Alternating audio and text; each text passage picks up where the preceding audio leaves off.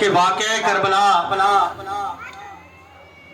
یہ کوئی ایسا واقعہ نہیں تھا کہ ہم اس کو کہہ دیں کہ کوئی بادشاہت کی جنگ تھی، یا پہلے بھی میں بیان کر چکا ہوں، یہ کچھ اس سے ہٹ کے ہے۔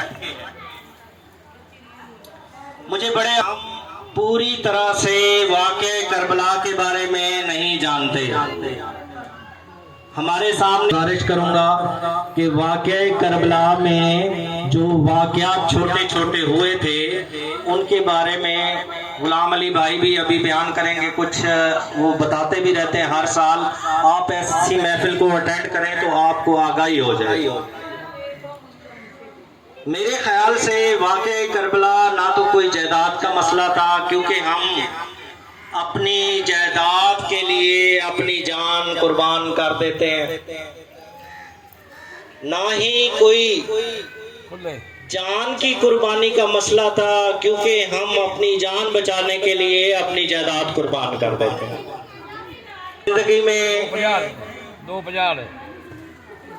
لمحات آ جاتے ہیں کہ جس کے لیے ہم جائیداد بھی قربان کر دیتے ہیں، جان بھی قربان کر دیتے ہیں، اور وہ لمحات ہوتے ہیں ہماری عزت بچانے کے۔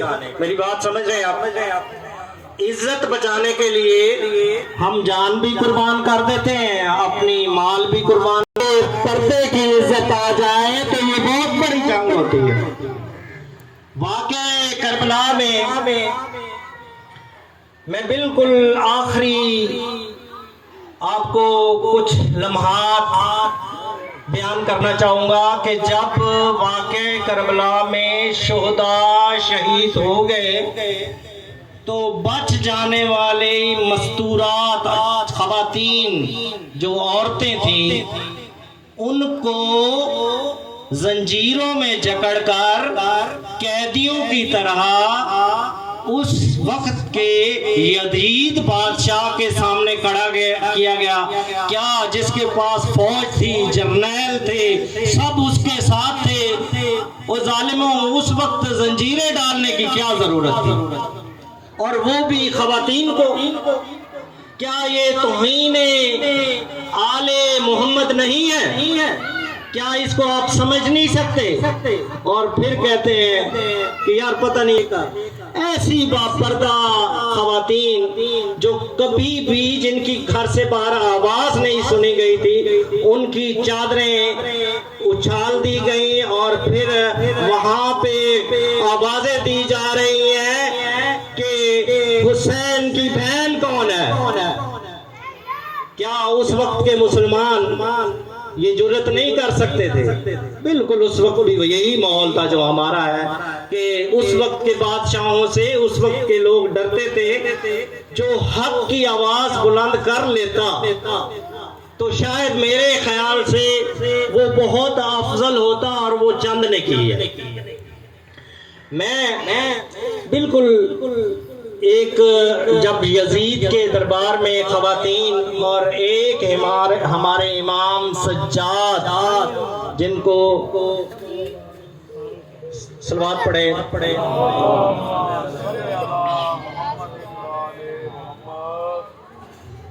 اور کچھ معصوم بچے زنجیروں میں جکڑے ہوئے جب یزید کے دربار میں کھڑے تھے نا، تو وہاں پہ آپ کی خدمات کے لیے مامور تھی، وہ حبشی تھی۔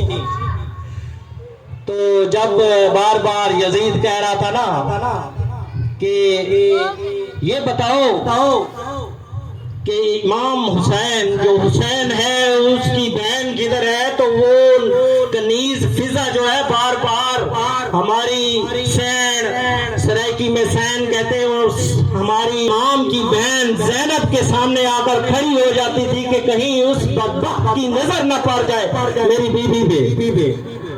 تو جب یزید نے بولا کہ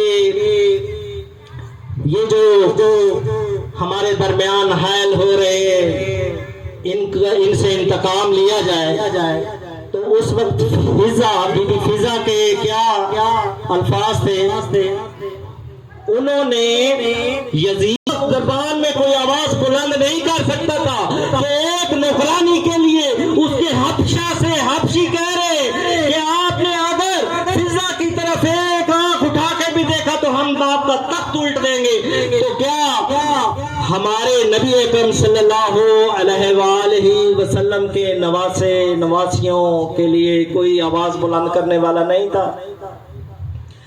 تو یہ تھی وہ جنگ جس میں لوگوں کی زبان بند رہی، حق کی بات کہنے پہ صرف اور صرف وہ دب جاتے تھے، جس طرح آج ہم دب جاتے ہیں امیر کے سامنے، طاقتور کے سامنے، اور پیسے والے کے سامنے، تخت والے کے سامنے، حکومت کے سامنے، جو بھی ہماری، لیکن ہم حق کی بات نہیں کہہ سکتے۔ اس وقت بھی یہی۔ تو آپ سے التماس ہے کہ یہ ایک درس تھا حق و باطل کی جنگ کا، تو ہمیشہ حق کے ساتھ کھڑے ہوں، باطل کو اسی طرح انکار کریں جس طرح کہ آپ کو حکم دیا گیا ہے، اور نماز کا اسی طرح اہتمام کریں جس طرح کہ نیزہ کے اوپر سر حسین نے نماز ادا کی۔ میں کچھ ایک صرف بہت سارے 72 تن شہید ہوئے ہیں اس جنگ میں، ہر ایک شہید کا اگر میں ذکر کروں تو وہ ٹائم نہیں ہوتا، اور نہ ہی کوئی ذکر کر سکتا ہے۔ یہ تو جو 10 دن جا کے مجلس سنتے ہیں وہ بھی بیچارے کوئی 30-32 کے بارے میں جانتے ہیں، باقیوں کے بارے میں جانتے بھی ہیں۔ تو ان میں سے ایک شہید جو ہے نا وہ علی اصغر تھے۔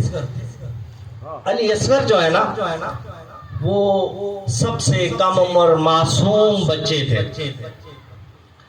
جب ان کو شہید کیا گیا تو مسلمانوں، جب وہ دور گزر رہا تھا نا جنگ کا، اس وقت جنگ کے بھی اصول ہوتے ہیں۔ جو تیر استعمال کیے جاتے تھے جنگ میں وہ اور قسم کے ہوتے تھے، جو شکار کے لیے استعمال ہوتے تھے وہ اور قسم کے ہوتے تھے، جو ڈرانے کے لیے استعمال ہوتے تھے وہ اور قسم کے ہوتے تھے، جو پرندوں کو مارنے کے لیے ہوتے تھے وہ اور قسم کے ہوتے تھے، اور جو جنگلی جانوروں کو مارنے کے لیے ہوتے تھے وہ کچھ اور قسم کے ہوتے تھے۔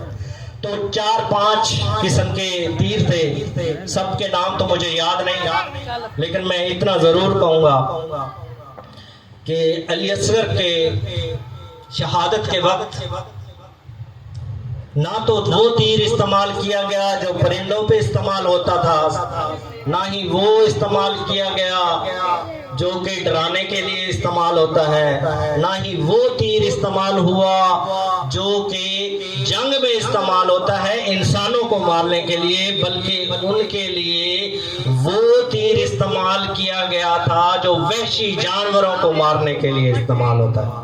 آپ سوچ سکتے ہیں کہ جو وحشی جانوروں کو مارنے کے لیے تیر استعمال ہوتا ہوگا، اس تیر کا آگے جو پنجہ ہوتا ہے وہ کیسا ہوگا، وہ کتنا بڑا ہوگا، اس پہ کس قسم کا زہر لگا ہوگا جو کہ شیر کو بھی مار دیتے تھے، ہاتھی کو بھی مار دیتے تھے۔ ایسا تیر شہید شہدائے کربلا کے سب سے کم عمر شہید علی اصغر کی گردن پر چلا۔